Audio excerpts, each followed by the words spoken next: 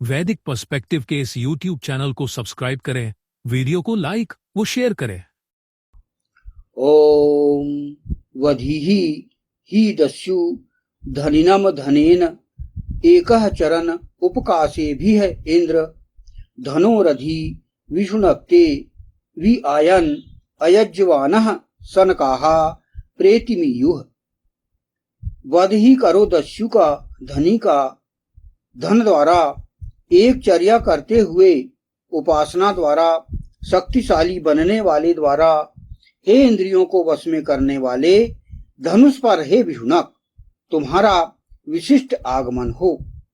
यजन न करने वाले पर पदार्थों का सेवन करने वाले मृत्यु को प्राप्त हों। यह जो मंत्र लिया गया यह ऋग्वेद के प्रथम मंडल के 33वें सूक्त का यह चतुर्थ मंत्र है। वह योग वेद धर्माचरण करने वाले व्यक्तियों को किसी भी प्रकार का दुख देने वालों को कहीं भी माफ नहीं करता। ऐसे लोगों को दंडित करना आवश्यक है। इंद्र को यह जिम्मेदारी दी गई है कि वह ऐसे लोगों का नाश करे। ये यहां पर बताया गया है कि वो धनुष पर है विष्णुनाथ, यानी इस प्रकार वह तैयार रहे हमेशा उन दुष्टों को मारने के लिए। अपनी योग्यता पहले वह हासिल करे, योग्य बने, विष्णुनाथ बने अर्थात दुष्टों को हनन करने वाला एक योग्य धनुर्धारी बने, हर अस्त्र शस्त्रों की ट्रेनिंग ले, प्रशिक्षण ले और वह दुष्टों का नाश करने के लिए तैयार। यहां पर अगला फुटनोट बताया गया है, तुम्हारा विशिष्ट आगमन हो।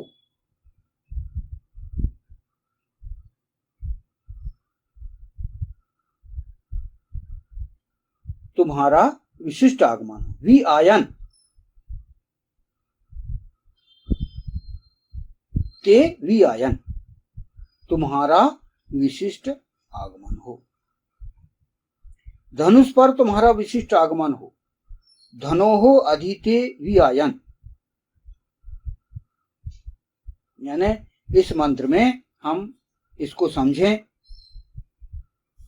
धनुष पर तुम्हारा विशिष्ट आगमन हो, धनोहो अधिते वि आयन। इंद्र को यहां ऐसे लोगों के नाश के लिए जो धर्म पर चलने वाले हों, अधर्म से दुख देता है, धनुष पर विशिष्ट आगमन करने की सलाह दी गई है। तात्पर्य है इस हेतु अपने अस्त्र शस्त्रों का हमेशा अभ्यास करते रहें तथा उनका प्रयोग करने में कभी विलंब न करें। इस मंत्र पे ईशान परमात्मा ने ये कहा है कि वो विभिन्न प्रकार के अस्त्र शस्त्रों का अभ्यास करे, अस्त्र शस्त्रों का निर्माण करे और वह योग्य बने। तो इंद्र है अर्थात ऐसा इंद्र जो लोगों को इंद्रियों पर वश में करने की सलाह देता हो। तात्पर्य है इस हेतु अपने अस्त्र शस्त्रों का हमेशा अभ्यास करते रहें तथा उनका प्रयोग करने में कभी विलंब न करें। शांतिवादी होने का तात्पर्य यह नहीं है कि आप आधुनिक अस्त्र शस्त्रों से अपनी सेनाओं को सुसज्जित न रखें। सुरक्षा पर कहीं कोई समझौता नहीं किया जाना चाहिए। तो जैसे यहां पर हमने समझा कि विष्णुनाथ, ऐसा विष्णुनाथ जो कि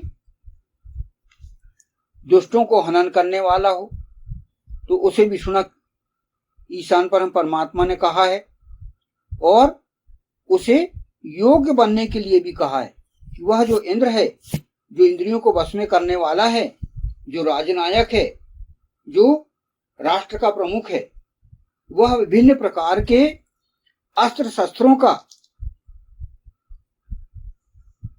निर्माण करे और जो निर्माण उसने किया है उसका सदा अभ्यास करे और प्रयोग में लाते रहे। और कभी विलंब ना करे। यानी जो भी वह अपने देश की सुरक्षा के लिए जो कर सकता है वह पूरे भरसक प्रयास करे। जैसे कि हर राष्ट्र अपने अंदर पूरी तरह से सुरक्षा की व्यवस्था करता है, उसके लिए बजट निर्माण करता है, बजट के लिए व्यवस्था करता है, और वह अन्य राष्ट्रों से विभिन्न प्रकार के परमाणु अस्त्र, आधुनिक जो अस्त्र हैं, शस्त्र हैं, और जो आज हम देखते हैं कि टेक्नोलॉजी के माध्यम से बहुत नए नए अस्त्र शस्त्रों का निर्माण हो रहा है। एआई के माध्यम से कंप्यूटराइज्ड जो नए अस्त्र शस्त्र हैं हम देख रहे हैं, इनका अस्त्रों का आदान प्रदान हो रहा है। हर राष्ट्र अपनी सुरक्षा के लिए पूरी तरह से सतर्क है, सजग है। तो इसका हमें ध्यान रखना है। हमारे हर राष्ट्र की सुरक्षा का ध्यान हर किसी राष्ट्र प्रमुख को रखना है। इसके लिए नए आधुनिक साधनों का हम जो प्रयोग कर सकते हैं उसका हम प्रयोग करें, अपने राष्ट्र के अंदर निर्माण करें, और अधिक से अधिक नवीन अस्त्र शस्त्रों का निर्माण करके और हमारे देश की सुरक्षा के लिए सदा सचेत रहें।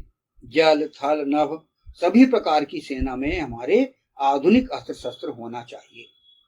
जैसा कि लोग इस प्रकार के कई राष्ट्र जो है वो बहुत ही सतर्क है।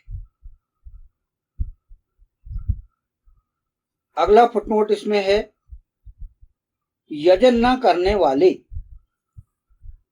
पर पदार्थों का सेवन करने वाले,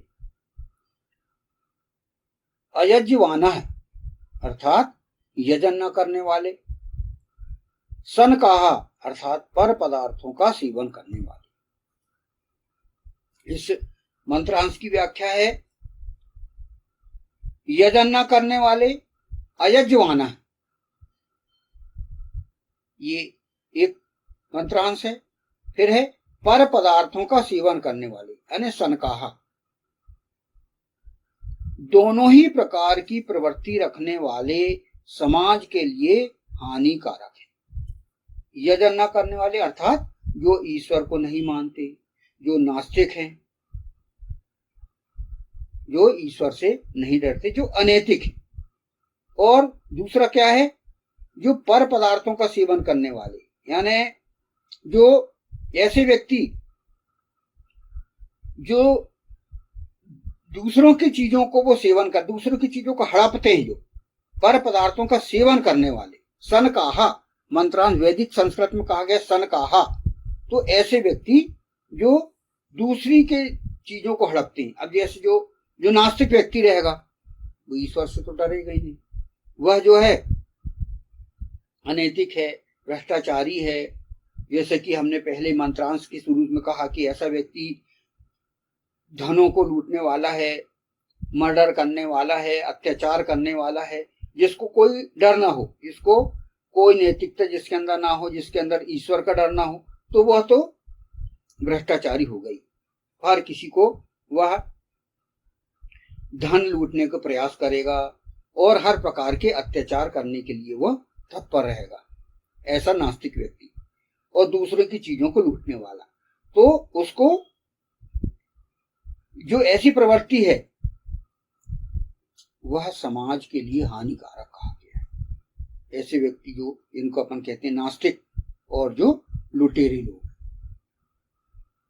व्यक्ति यदि यजन नहीं करता तो यह उसका व्यक्तिगत विषय है, किंतु यदि वह पर पदार्थों का सेवन करने वाला है तो उसे यह अधिकार नहीं है।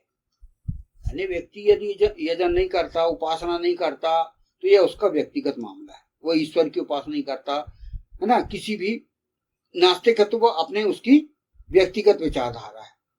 लेकिन पर पदार्थों का सेवन करने वाला, पर पदार्थ मतलब जो दूसरों की चीजों को लूटने वाला, हड़पने वाला हो, पैसे धेले हो, जमीन जायदाद, हीरे जवाहरात, सोना चांदी, जमीन जायदाद, इनको लूटने वाला हो,